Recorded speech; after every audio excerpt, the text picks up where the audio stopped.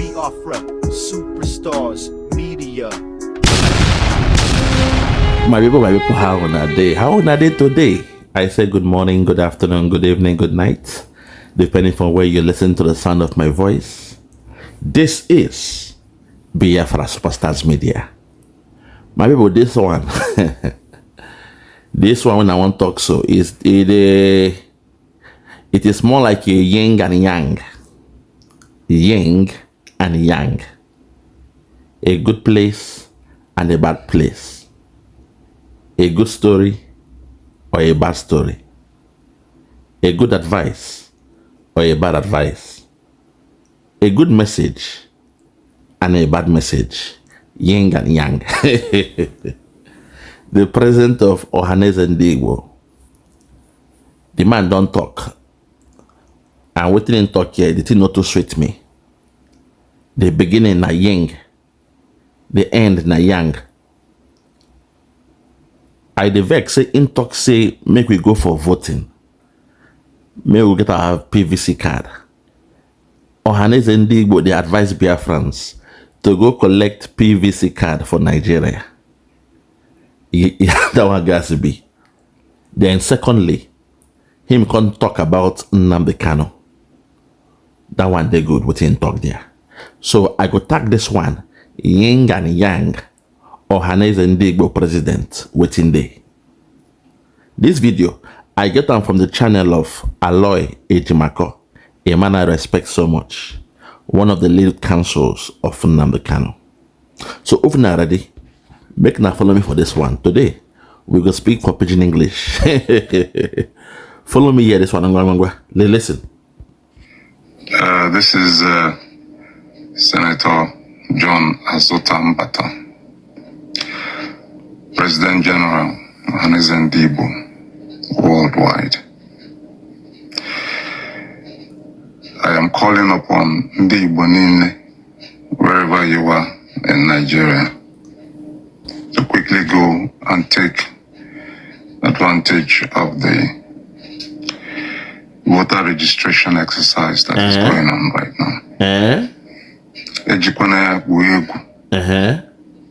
Go and get your card as quickly as possible. Take them back again. Listen. Wherever you are in Nigeria, to quickly go and take advantage of the voter registration exercise that is going on right now. Play. Go and get your card as quickly as possible. Hold on there for me, Oga. Hey, God, have mercy. Oga, are you late? Are you slow? Are you deaf? Are you dumb? Or are you blind? Oga, I know they disrespect you, but I want to ask you, say, didn't you see what didn't happen on the 29th of November 2024 in Finland? Were you not aware, say, we will declare our country Biafra on the 29th of November in Finland, Latin Finland? You claim, say, you are the Ohanaeze Ndigbo, the President General of Ohanaeze Ndigbo. Then I expect somebody like you to get the memo, to get the invitation, to get the download, the briefing, the feedback, even a review of what happened in Finland from the 29th of November to the 3rd of December 2024. So for you to come tell us, say, make we no joke, make we no go, make no play for this one, make we go Nigeria, go collect our PVC card and prepare for election. Hey God, I don't die. Atalamshi, fiakwa. Oga, you have slapped me on my face. It's like a slap on the face of the 80 million Biafrans that redeclared their country on the 29th of November 2024. Oga, for the fact you claim saying that you be the Ohanaeze, the president of Ohanaeze Ndigbo, I've been an Igbo worldwide. I don't know your title. I am baffled. And me, if I dey laugh, I dey vex. Those wey sabi me, when they laugh like this, vex they catch me. So for the fact say you dey tell us, the Biafrans, when don't we declare our country, we now have a government, the USB, United States of Biafra. We now have 40 states. We have our governors. We have our secretaries. We are coming to implement Biafra in Biafra land. We know the boundaries of Biafra. Even our Prime Minister, Simon Ekpa, was illegally convicted in Finland because of Biafra. And you are here, you claim to be Ohanaeze Ndi General or whatever you call yourself. And you pretend, you play naive, like say you don't know what thing they happen to the Biafran struggle, the movement, to Simon Ekpa. And you are telling us, say, make we no joke, make we go register for PVC and collect our PVC. Oh God. Hi, nah. Hey, nah, this is now wow. This is the biggest fuck up. Something like this should not come from you. And also, Barrister Aloy Jimako, I'm putting your picture there. Make them see the message where you write. I love you so much. So I will not attack you. That's you there. I got this video from your Twitter page or your X page because I love you so much. I respect you. I appreciate you. I will not give you water based on this video because what you did posting this video now on goal. Next time, what you go do now to edit them, comot this one, throw away this one when in talk, say go and get PVC. You throw away them, then you keep the one when you talk about Nnamdi Kanu. Please, Aloy Jimako, going forward, that's what you should be doing. Because of that, I will give you the benefit of doubt because I love you so much. I appreciate you so much, Barrister Aloy Jimako. You are my guy. You took my message to Nnamdi Kanu in that coded song when I sing some years ago. Because of that, I will pardon you. I will forgive you. Normally, I don't forgive nor forget. But you are the first person when I go forgive because I love you so much. So please, Barrister Aloy Jimako, don't make this mistake again. Next time you edit the video, you chop out, you cut out, you remove, you edit and delete those places when this man they praise Nigeria, talking about PVC, talking about Biafrans, going back to Nigeria, dumping Biafra, saying we don't belong to Biafra, we belong to Nigeria. Go and get our PVC.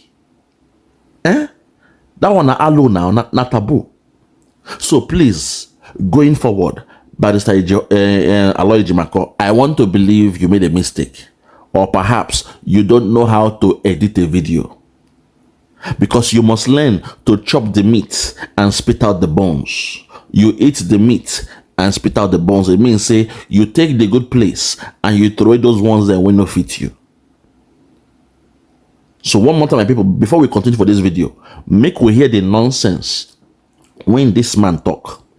He paid me well, but make una hear him again. Take it back and listen. This is Senator John Azota Mbata, President General Ohanaeze Ndi worldwide.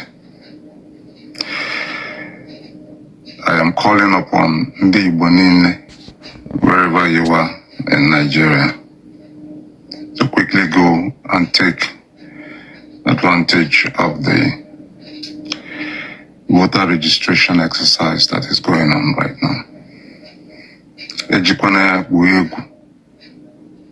Go and get your card as quickly as possible. Secondly, hold it there. You have heard the ying of what didn't talk. Me not happy with that one. So I had to give him water.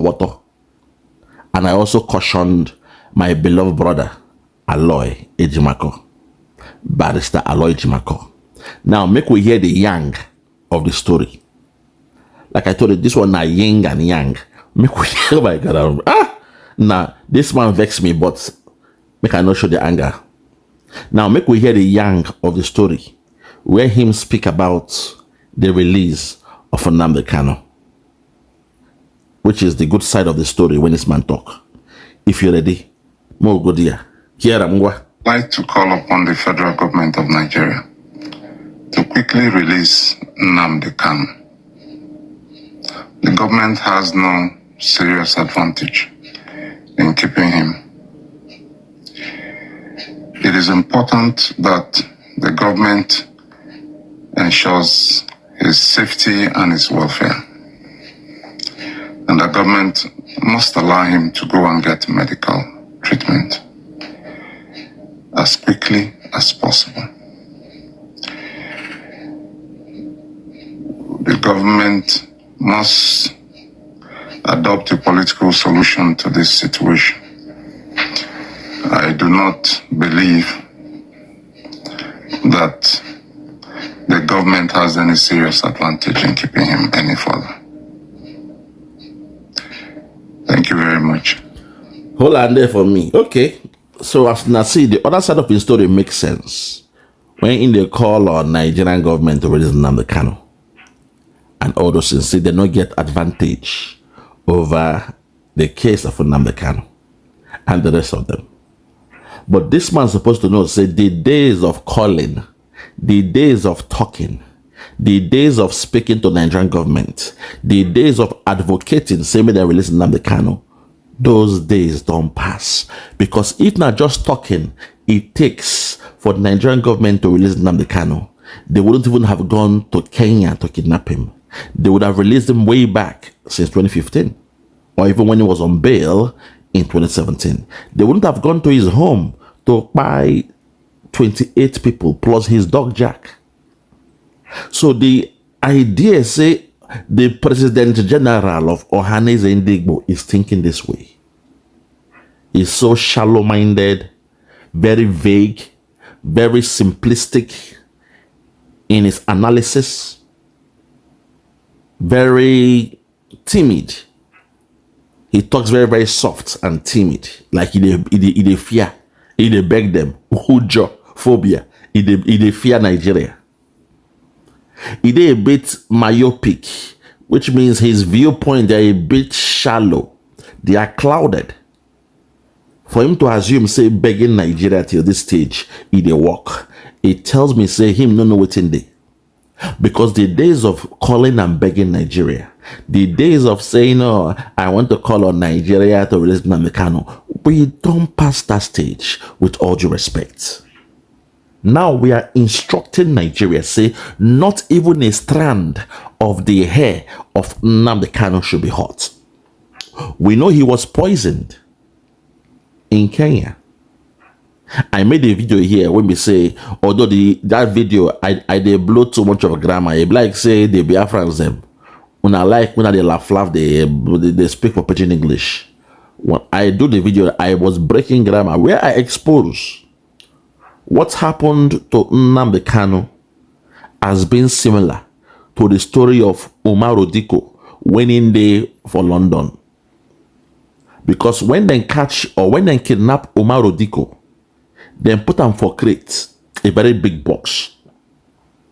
And he was drugged while inside the crate. Oyibo talk say, the British police for Britain talk say, when they find him, he was drugged inside the crate. It means Nnamdi Kanu was also drugged. And the problem is, see, for Nnamdi Kanu's own case, he was drugged and poisoned for 8 days. If them drug you for 8 days, it go change to poison. It means, say, once they give you the injection to knock you out. Once you knock out, you become dumb and start to sleep or something. When you're about to wake up, they will give you another one, give you another one, give you another one. For 8 days, it is too much. It has turned to poison, which has now affected the blood of Nnamdi Kanu. When they be say the level of potassium, that thing when they for your bone, those densities, that's when they create strength.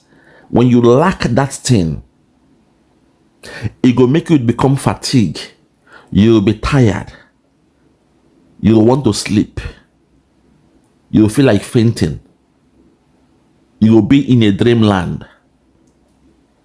You'll be calm. You'll be tamed. You'll feel a bit downcasted. And you'll feel a bit numb. Not dumb, but numb. So what you see happening to Nnamdi Kanu now, a man with a fire spirit, a lion heart, a man that roars like the lion. What they did to him in Kenya, he was drugged heavily in Kenya. And that drug, because nobody doctors, they give him those drugs. Now those, mercenaries, military men and mercenaries sent from Nigeria and Kenya. So they may have given him an overdose of those drugs. And the side effects now is that the potassium level for in blood turned it down. In the case of Omar Odiko, watch my video yesterday. In the case of Omar Odiko, no be only him, the Buhari government then kidnap for the Stansted airport where they find Omar Odiko. The Oyibo them, the police also find 2 other body for crate. 2 other people saved they for crate when they lock up, when they won't put for plane as a diplomatic package. Unfortunately, one of them died because the overdose of the drug when they give him was too much in the body. So I expect this man to speak this way, that for the fact Nnamdi Kanu is going through his heart situation, this health condition, something he never had before he was kidnapped by the Nigerian government. This man supposed they demand, say make them release Nnamdi Kanu. Being the Ohanaeze, as he claims, the president of Ohanaeze worldwide, then I expect this man to go to Britain, go to England and speak to the, oh my God, is it the council or the House of Rep? The House of Rep member, when they represent Nnamdi Kanu's own area, speak to them, say, I represent the Biafrans. I am the president of Ohanaeze. We are saying that, what are you doing about your fellow constituent, someone who lives in your constituency? He was kidnapped in Kenya. A black British went on holiday in Kenya and he was kidnapped by an African country, a third world country, an underdeveloping country called Nigeria. They went to Kenya to kidnap a man who went on holiday in Kenya with a British passport. How come you are speaking nothing about it? How come the Prime Minister is saying nothing about it? How come the government of Britain is saying nothing about it? I want to know, because I represent the Biafra. Oh my God, when I think these things, they vex me. Because people like this, with such a position, you will assume, say, they understand their job role and the duties, the day-to-day duties when they're supposed to do for their job. But looking at it now, it be like, say, these guys, they don't know what's in there. They don't know what's in there. Because it be like, say, they are just getting this job for the sake of getting it. So it's a slap on my face seeing this man who claimed to be Ohanaeze, the president of Ohanaeze, begging, bowing down to Nigeria. It's a slap on my face. So I tagged this video, the yin and the yang of the so-called Ohanaeze president worldwide. It's very, very sad that this man will tell us to go and get our PVC and vote in the Nigerian politics. That's a slap on our face. And that's something we, the Biafrans, will not tolerate again. I rest my case. For those who have ear, make them hear. For those who get ear, make them hear. Also, I go add for this video, and then I want not to take on time, listen to the video when I do about Nnamdi Kanu and Umaru Diko. It is very, very important. Make una see what the Nigerian government did, because the person when kidnap Umaru Diko na Buhari, the person when kidnap Nnamdi Kanu na Buhari, the same format, the same template na them use. I rest my case. Watch the video and I'll come back. Let's go there. My people, how are they today? I say good morning, good afternoon, good evening, good night, depending for where you're listening to the sound of my voice. This is the Biafra Superstars Media. Fellow Biafrans, this whole week, if you have noticed, I gave a full dedication to Nnamdi Kanu. From the day we heard about his health condition, we heard about the low potassium in his blood.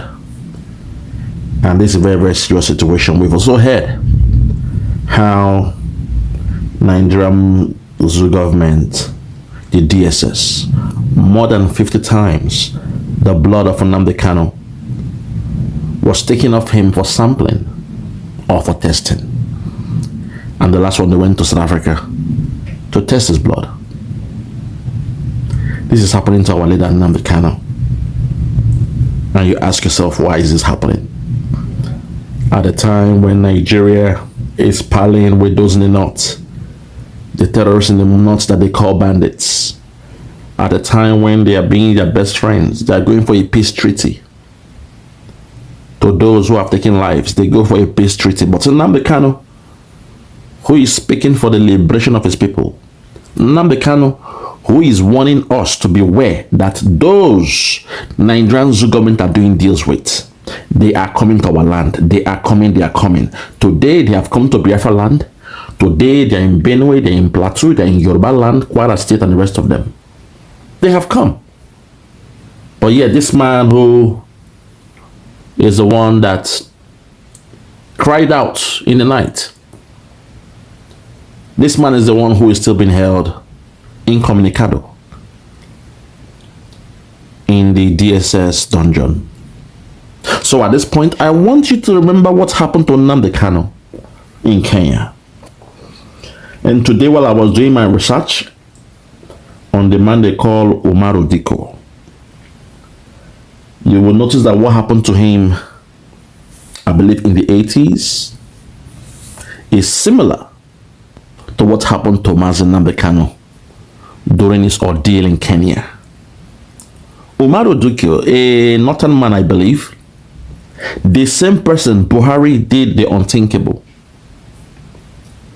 And today I'll prove to you that the Zoo government, the politicians, because they believe in the old school of thought, they believe in doing things the old ways. They are not privy to new ideas, new thinking, system thinkings, how to go and compete in the 21st century. That's why they discuss cow, how cows can roam around the whole zoo called Nigeria. So at this point, I want to carry out a critical analysis on what transpired in London. You would have expected Britain to be, extra tough with Nigeria and the government of Nigeria. Somebody like Buhari shouldn't have access to come back to Britain after seeing what he did in the land of Britain. So sometimes it seems like Britain, the kind of, their laws are sometimes not strong as you think it is. To the layman, if you make a stupid terror act, you will not be allowed to come back to Britain. But a man like Buhari, who did this while in power,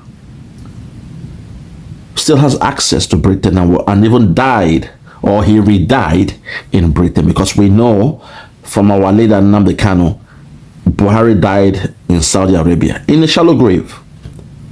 So his re-death happened in Britain.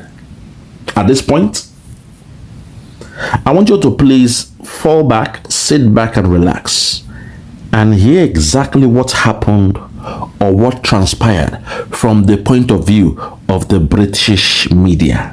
When it comes to the case of Umaru Diko, then at the end, I will juxtapose that of Nnamdi Kanu, so you will now get a clearer picture of what really transpired in Kenya against our leader Nnamdi Kanu. If you're ready, let's go there. I'll play this video, then I'll come back and break it down line for line, words for words. If you're ready, let's go there. Watch this. The millionaire Nigerian was snatched from the doorstep of his luxury home just off the Bayswater Road. Police immediately sealed off the area, but the kidnappers had got away. Detectives believe a gang of armed men had been waiting for some time for Mr. Diko to emerge from this door. Witnesses have told the police that as he left his house, Mr. Diko was grabbed by two black men and bundled into the back of a yellow transit vehicle, which was driven at speed in the direction of Bayswater. Officers from the anti-terrorist squad took over the hunt for the kidnappers when they realized the victim's identity. Umaru Diko on the right here is brother-in-law of Nigeria's ousted President Shagari. He was a minister in the Shagari government and was recently named by the new military government as top of their wanted list. Earlier this year, he told ITN he felt safe in London. I don't feel safe with the military government. I have every reason to feel safe with the military government because I believe that the British government and the British people will not support illegality. Whatever the military junta in Nigeria would want to do, the jurisdiction does not extend to Britain. When the military government of President Buhari took over in Nigeria 6 months ago, they accused Umaru Diko and other ministers of embezzling billions of pounds. British police had feared for some time that supporters of this man would try to snatch Diko and take him back to Nigeria. All British airports were checked, and tonight the hunt ended at Stansted Airport in Essex, when Mr. Diko was found inside a crate, waiting to be shipped out of the country as diplomatic baggage. He'd been drugged, but is said to be in a satisfactory condition. 2 other men were found in crates. Police say one is dead. Hold it there. I hope you heard the last statement he made there. 2 other men were also found in crates, but one was dead. Apart from Umaru Diko, 2 other men were found in crates as well, but one was dead. That's an international crime. Anyone responsible for such should be treated as a terrorist.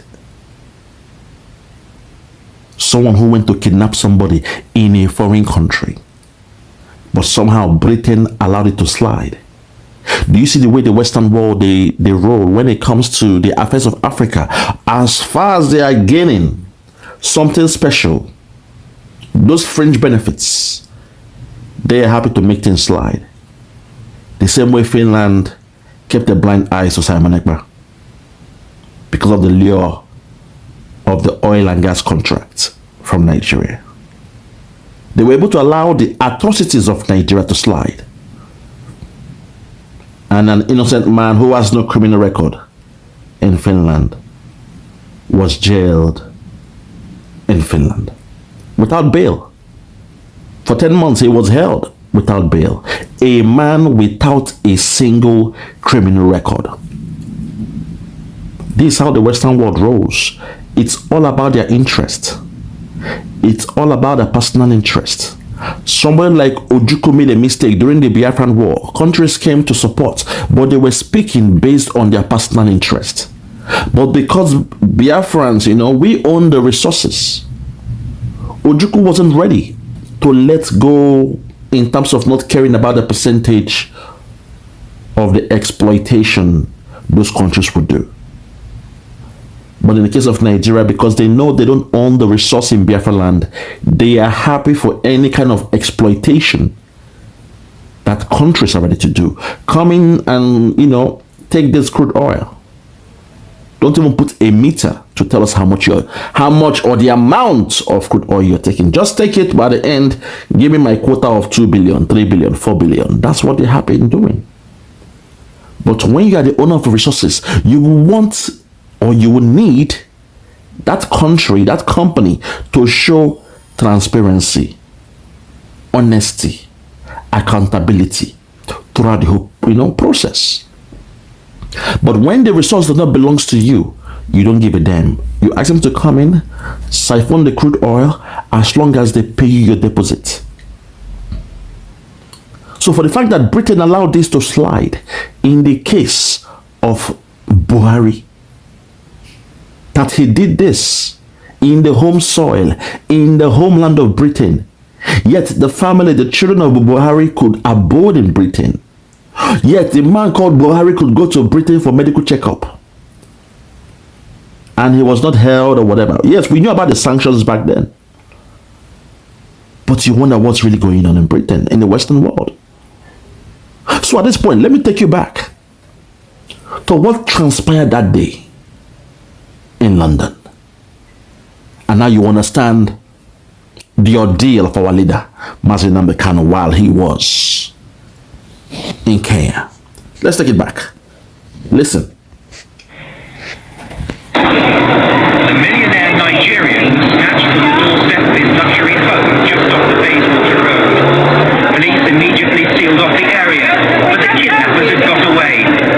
Detectives believe a gang of armed men had been waiting for some time for Mr. Diko to emerge from this door. Hold it there. You just heard what he said. That this man was snatched from his home. And it was believed that some armed men laid ambush in the front of his home. Umaru Diko was snatched, kidnapped from his home, and it's believed that some armed men, some men who were armed, some armed black men that laid ambush close to his homes were the one responsible for the kidnap, and they got away. The police came and sealed up the area, and when they knew who the kidnapped victim was, they went into a red alert. When you juxtapose that story with that of Nnamdi Kanu, Umaru Diko came out of his house. Some men laid siege outside his house. He was kidnapped and they got away. The police were informed and they took action. But in the case of Nnamdi Kanu, while he was in Kenya, his own was a bit unique in a way, because he was being, he was careful about his surroundings. So nobody knew his location in Kenya. Yes, they knew he was in Kenya because those around him, the DOS and the rest of them, they sold him out for $9 million. We know about the story, and today we know how they are trying to still blackmail him. But let's keep that one aside. They knew his location, but they could not pinpoint his whereabouts. So what they did was to move him from the unknown to a known location. So they came with somebody with a promise of supporting the movement. Nnamdi Kanu said, okay, fine, if this man is coming to see me, tell him to wait for me at the airport. That's a clever move, not to show somebody your place of abode. Tell the man to wait me at the airport. I will come and pick him up by myself. So that there will be no somebody else or no one else with him trailing or having a wind of the communication between him and this gentleman who is coming to support the movement. That was how they were able to lure him. Say, Nnamdi Kanu, we thank God, or this man, or the man want to help us. So, now a good man. He's a businessman, but he's saying he's scared. He only wants to speak to you directly. Nobody else will be involved in this communication. He believes in you, he believes in Biafra, and he believes in protecting the land of Biafra land and all those stuff, But he's saying he's scared. He doesn't want it to go out. So Oyendu said, okay, fine. Ask him when he gets to the airport. Let him let me know when he arrives. I'll be the one to pick him up. That's the gospel truth. I'm giving you guys the gospel truth. the real account of what happened. Oyendo's plan B was to pick him up at the airport, then take him to a private hotel where nobody will know about it, just him and Nnamdi Kanu. So they will have time to discuss what was going on and the rest. Unknown to Nnamdi Kanu, like in the case of Umaru Diko, their intention, they knew he was in Kenya, but Nigerian government, the Buhari government, did not know. They could not pinpoint the main location of Nnamdi Kanu. So what they had to do was, they call it, in the war front, they call it to smoke something out, fire in the hole. Back in during the days of the Vietnam War and all those things. When you're hiding in the hole, they have to put this smokes and all those things in there to smoke you out. If you refuse to come out, the smoke will choke you until you pass out. So it depends on your level of strength, that inner core strength to withstand such. But in the case of Nnamdi Kanu, they used the same tactics to smoke him out. Came with a man who perhaps was naive. He thought he was coming to support Nnamdi Kanu, not knowing there was a trail on that man. So on getting to the airport, Nnamdi Kanu was waiting, told the man, he had a phone call, told the man, okay, I'm at the airport now, at the car park there. Meet me in the, in the parking lot A, B, C, and D. Not knowing he was giving out the information to the person who used to blackmail him and set him up. When they got there, he was waiting. Some men came in an unmarked car. They grabbed Nnamdi Kanu. They were trying to bundle him into their unmarked van. Nnamdi Kanu, being a very, very strong man, he was shouting, screaming, struggling with them. And with his thunderous voice, he was yelling, "My name is Nnamdi Kanu. They have come to kidnap me. They want to kill me. Tell my people. I am the leader of IPOB. I am a Biafran. Tell my people they have come to kidnap me. Nigeria has come to kidnap me." Now, this is where I fault Kenya.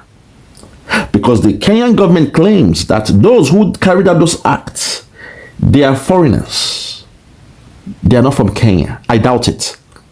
Because when Nnamdi Kanu was shouting, creating a scene, there was a commotion. The other people within that area, that defined space of the parking lot, they all came out to support Nnamdi Kanu because they saw a man who is very eloquent, who was shouting and who had the confidence. He was instructing them on what to do. "My name is Nnamdi Kanu. I am the leader of IPOB. I am a Biafran. Nigeria government have come to keep me. They want to kidnap me. They want to do this and that. These men here, they have come to kill me. Tell my people, they have..." It's a setup. They told me, "I'm waiting for somebody here to pick him up," not knowing the Nigerian government, they set me up. They have come to kill me. Go and tell my people. He was shouting with a thunderous voice. People came to help him out. Now, it's normal. People came to his rescue.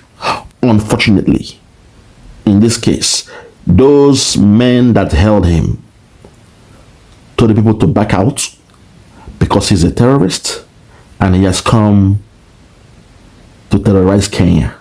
They've caught him and they're taking him for questioning. Now, if Kenya's government statement was true, that those that carried out the act were not military men or whatever from Kenya, how come they were able to give such an instruction and the people in the vicinity yield to what they said?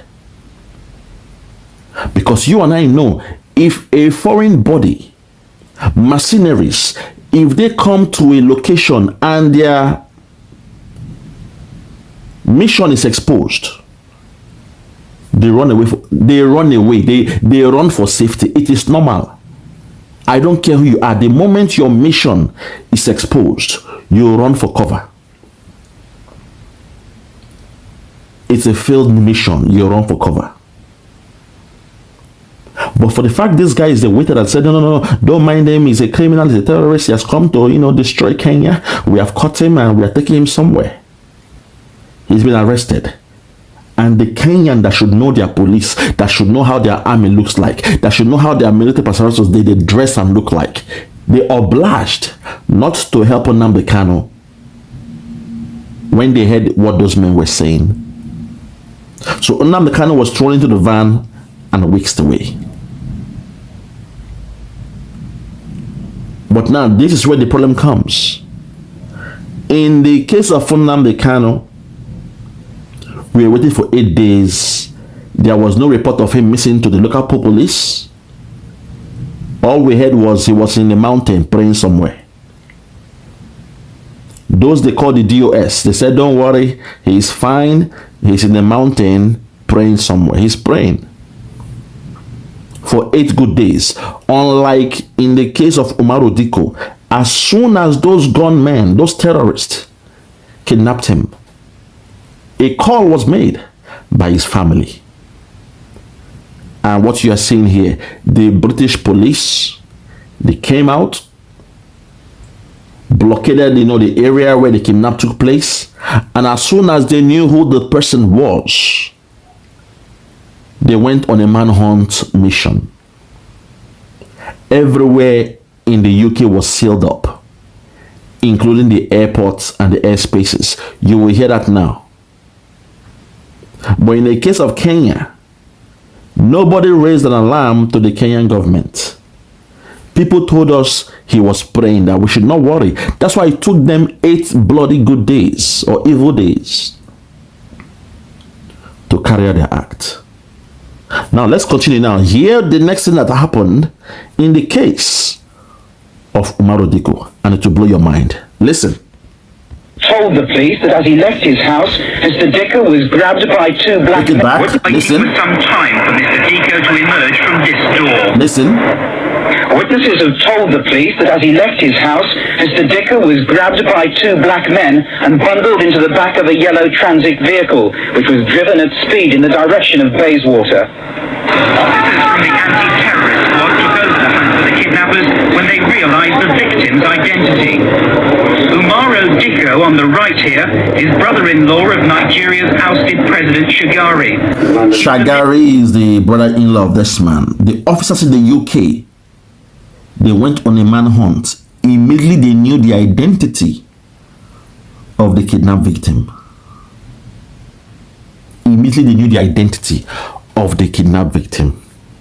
So to show you how evil those around Nnamdi Kanu was, nobody raised an alarm in Kenya that our leader was kidnapped.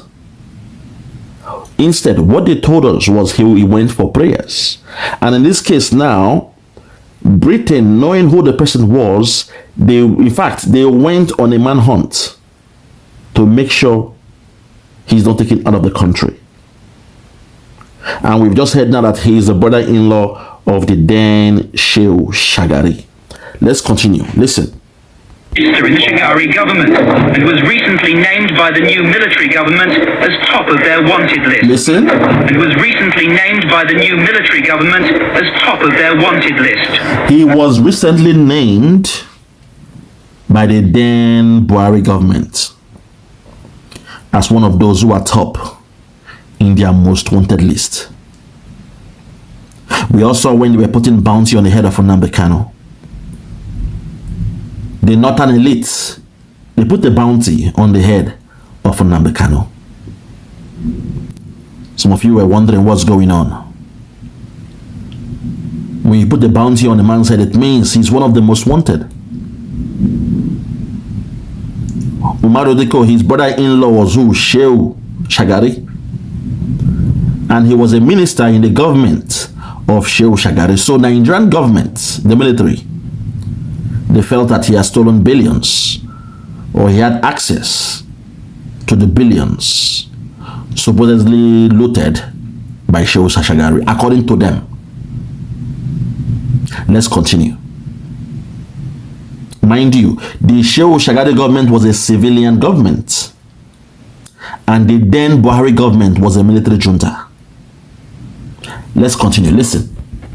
Earlier this year, he told IGN he felt safe in London. I do feel safe with the military government. I have every reason to feel safe with the military government because I believe that the British government and the British people will not support illegality. Hold it there. He said, while on holiday in Britain, he said he do feel safe in Britain. He believes in the government and the people of Britain because he believes that Britain will not get involved in any form of illegalities. While he was speaking, he was not a citizen of Britain. He was only a resident in Britain, or a resident in Britain. Think about that. But look at the confidence he had that Britain will not get himself indulged in any form of illegality, especially when it comes to the Nigerian government. But Nnamdi Kanu, who is a citizen of Britain, Nigeria succeeded in kidnapping him until this day. Britain has been dealing with this case with the child's gloves. They pretend like they don't understand what's going on in Nigeria. They pretend that even Nnamdi Kanu is actually going through a trial in Nigeria when they know the modus of operandi in Nigeria is different. It is strange. How can a man be tried for more than 10 years? What case? What charges is on this man's head? Britain knows how they've been changing the charges over and over again. Britain knows these things, but they keep on pretending like they don't understand what's going on. You will expect that if, in the case of Ohanaeze, who is just on a residency visa, I believe, or something, or on a diplomatic passport, residing in Britain, if he has this confidence that if he felt safe in Britain, then how come a citizen of Britain who went on holiday in Kenya and was kidnapped in Kenya, since 2021 till date, Britain has said nothing about it? Britain has done nothing about it. All they do is send in their consular officers to the court cases, and they act nonchalant. They're acting soft to a third world country in Africa. A third world country kidnapped a British citizen in Kenya on holiday, and Britain, they are acting soft. There are no strong statements from Britain concerning their citizen, Nnamdi Kanu. And you ask yourself, what's really happening here? But this in Britain, they swung into action. When Ohanaeze was kidnapped, a stranger, a foreigner, a visitor was kidnapped, and the government swung into action. But now when a black British is being kidnapped, the government of Britain is pretending like they don't understand what's going on. That nonchalant attitude, that's what pisses me off the most. That playing naive. Same thing in Finland. They play naive. They pretend they've not been hearing about Nigeria. They pretend not to know about a case where Canada found APC and PDP as a terrorist organization. They pretend not to know what the jihadists are doing in Nigeria. They pretend not to know the country where Christians are killed or unalive the most in the world. They pretend not to see the new phenomenon of IDP camps. IDP camps. God have mercy. In Europe, they are complaining about the refugees.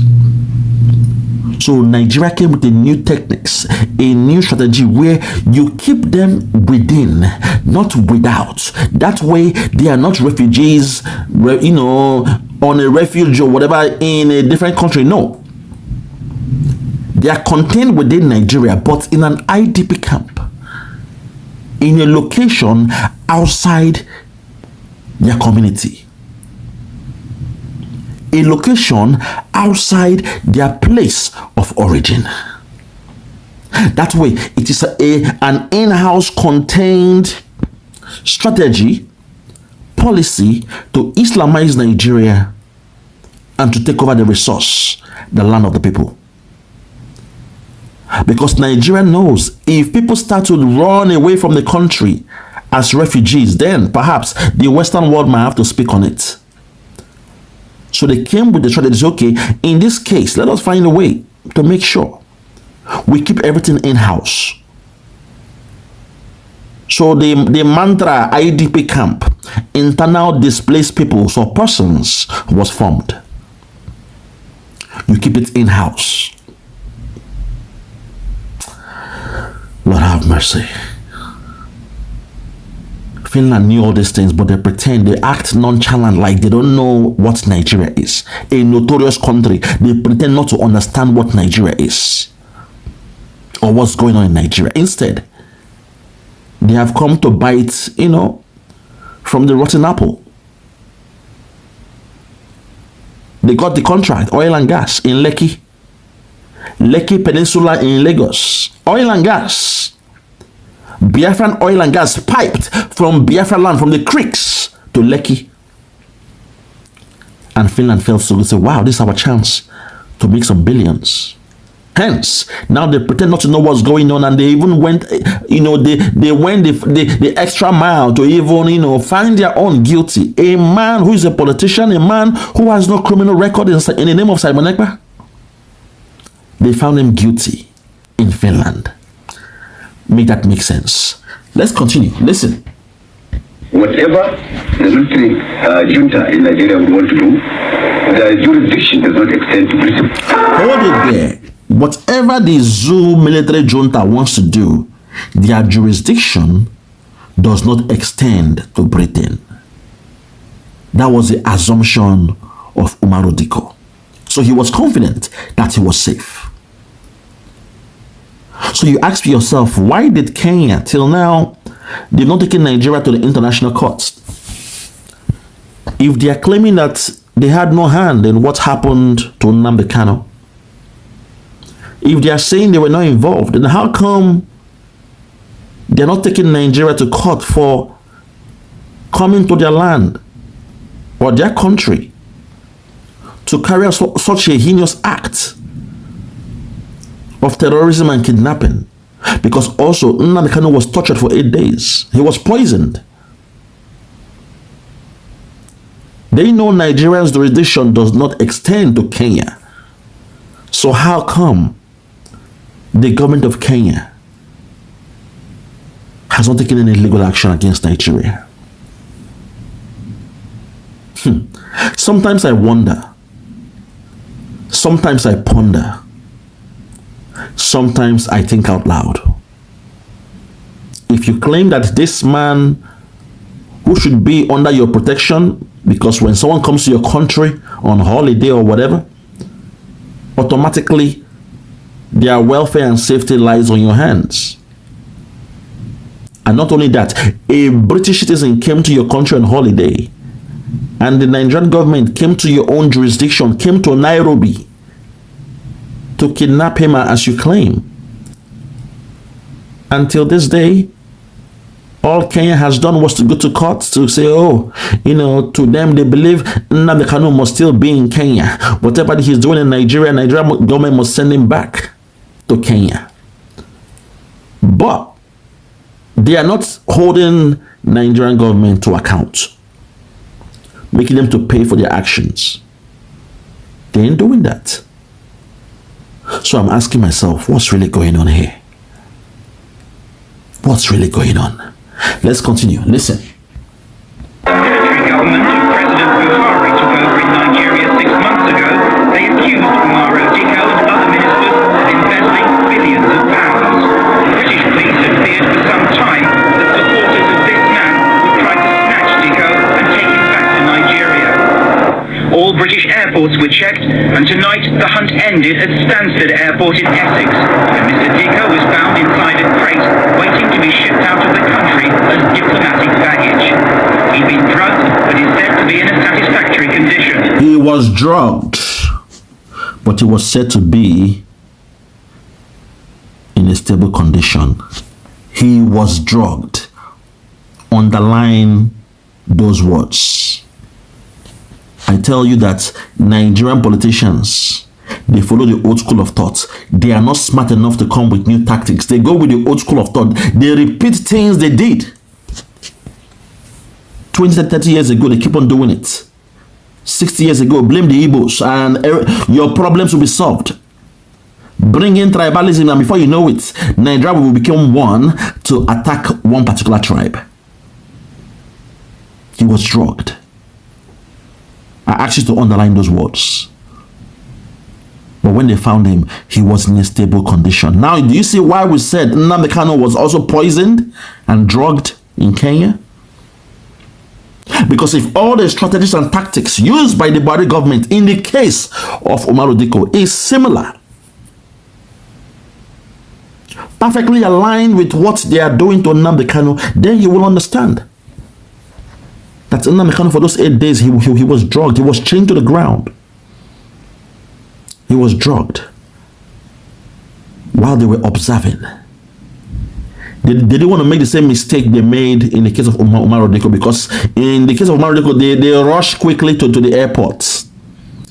And while the British government were looking around, they were able to seal everywhere up, and they saw him at a crate, or inside a crate, in Standard Airport. But think about it. When they saw Umaru Dikko, he was drugged. So what do you think they would have done to Nnamdi Kanu? Now you see why he's having a problem with the blood. Low potassium in the blood. Now you understand what's going on. Because some of the symptoms of low potassium is fatigue, tiredness. You feel lazy, you feel dumb, you just want to be in the bed, you don't want to rise up. Those are some of the symptoms. So when you drug somebody, and you know those who drugged Nnamdi Kanu, they were not experts. These are killers, mercenaries between Kenya and Nigeria that came together to carry out that heinous act. So perhaps they put excess of the medication in his body that poisoned his blood. And now he is suffering from low potassium. You see me, I took my time when I heard about the ordeal of this man, Nnamdi Kanu. His heart condition, health condition, the blood situation. I knew something was wrong. Because when I was a kid, I used to read the tabloid with my dad, and we both discussed, as a kiddo, as a child, we both discussed this case of Umaru Dikko. And I said to him, Daddy, how is it possible that he was kept? Then I was thinking he was in a suitcase. I was thinking they put him in a suitcase, not knowing it was a crate. Okay? So how I asked my dad then, how was it possible that they left him in a suitcase? Won't he be scared? Won't he shout? And my dad said, no, he won't even know he's in a suitcase. They would have drugged him. The drug will make him calm. But sometimes, if not checked, he might slowly slip into death. So the issue about fear, awareness will be gone. You'll be in there and you won't even know what's happening to you. So when I remember the case of Umaru Dikko, and I saw Nnamdi Kanu, the pictures, the mugshot that we saw about him, that we saw of him,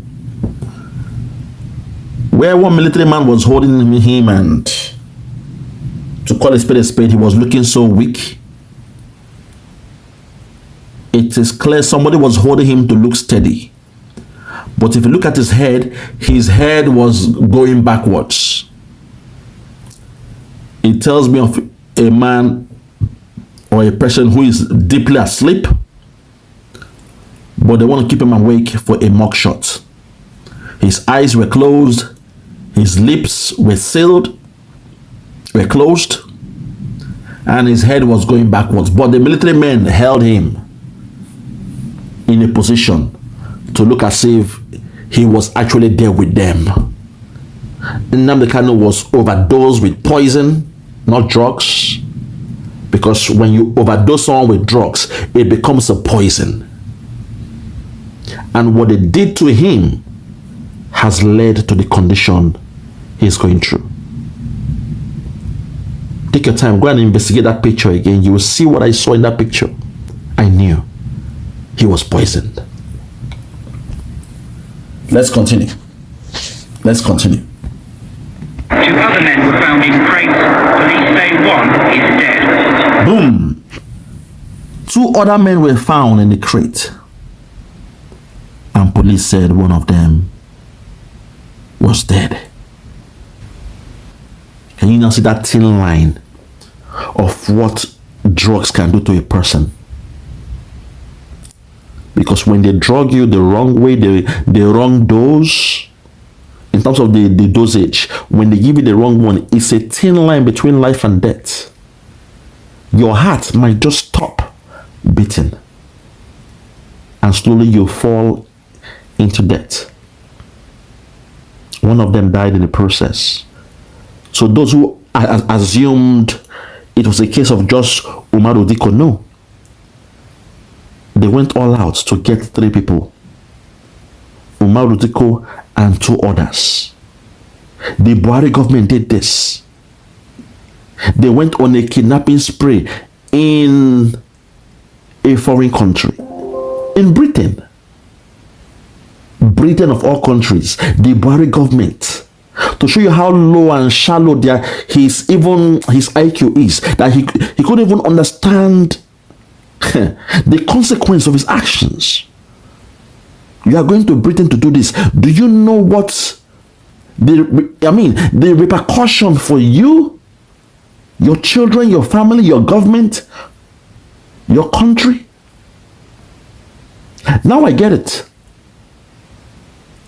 Britain, they were getting more than what happened in terms of, the resource they were siphoning from Nigeria. So they kept a blind eye. But in the process, one of them died.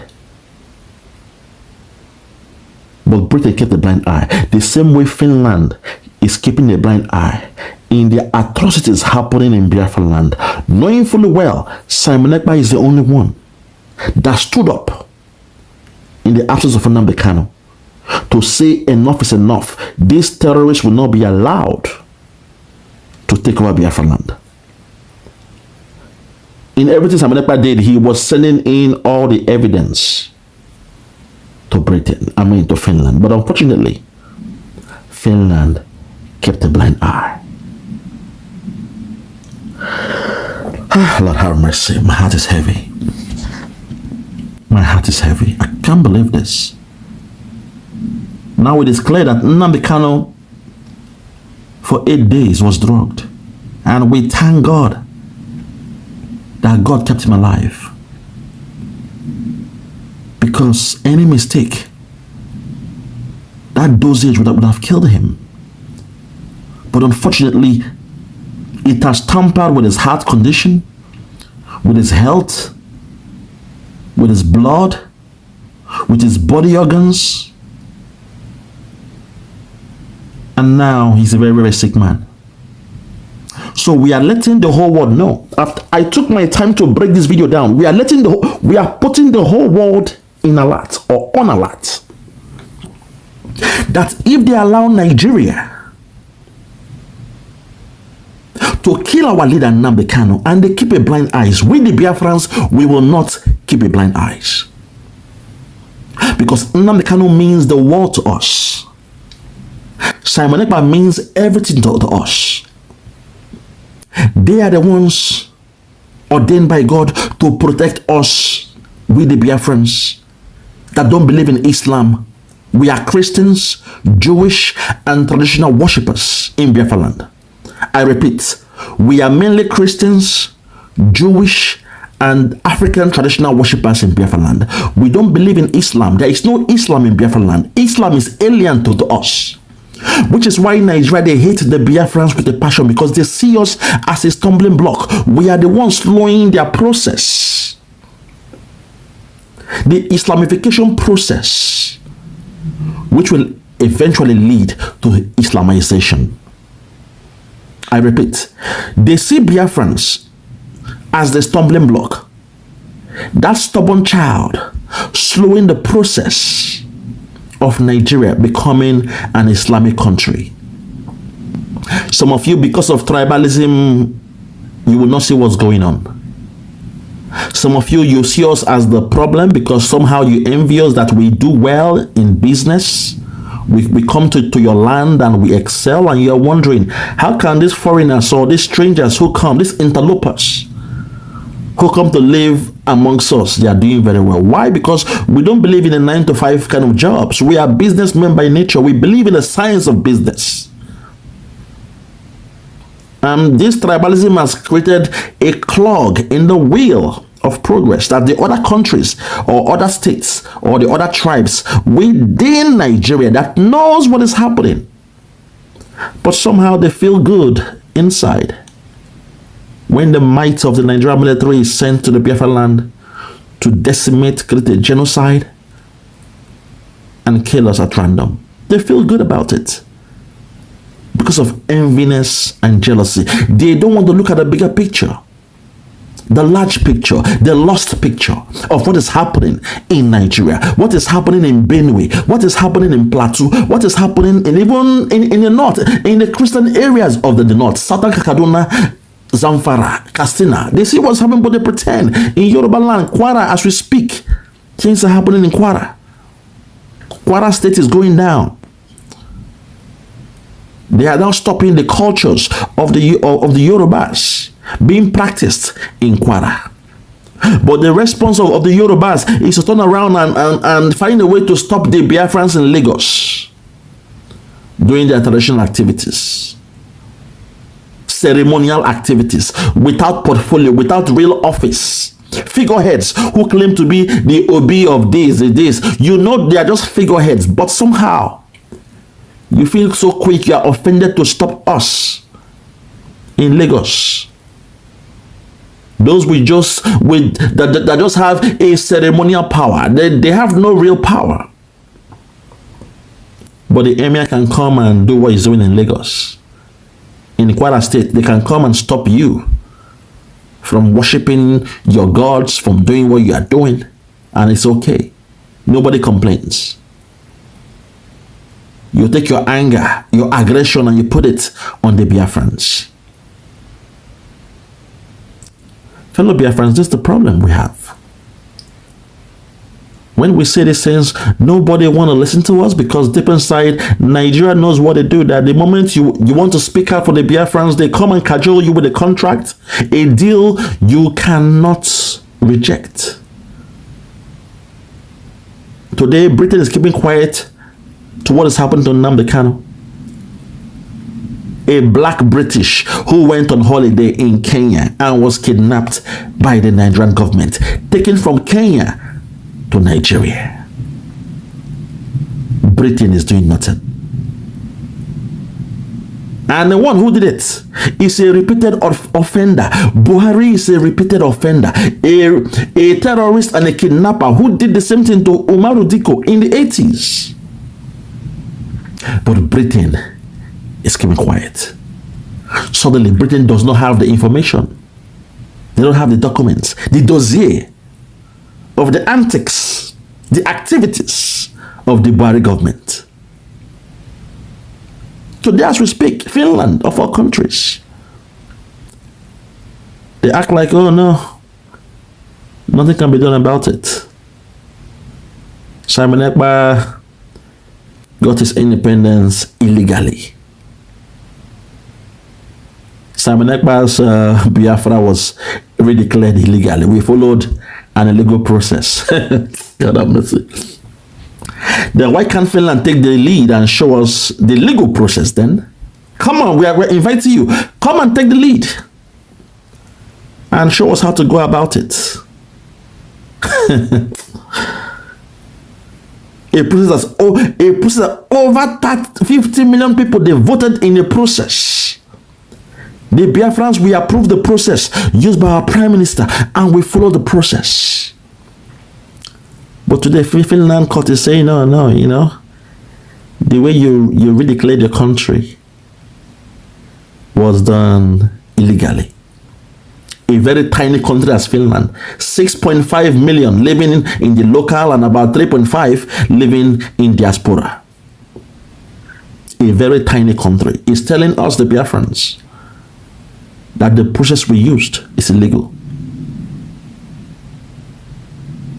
Fellow Biafrans, I want you to know that Simon Ekpa, every action he took, every step he made, or whatever, every step he took, every action he made sure Finland were documented, they were aware. He got their consent.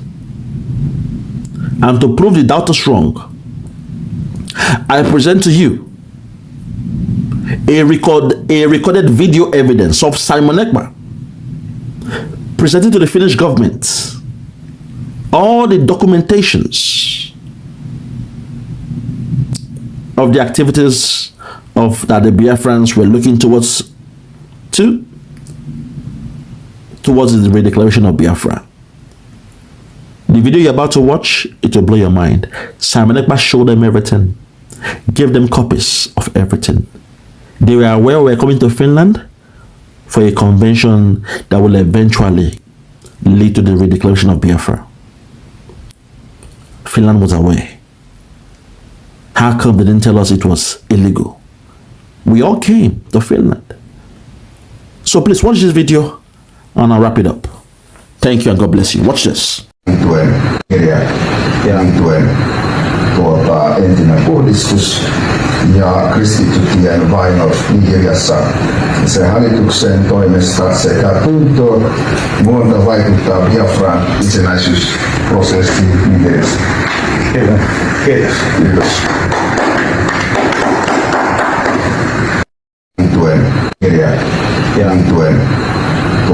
Entinen puhdistus ja kristittyjen vainot Nigeriassa.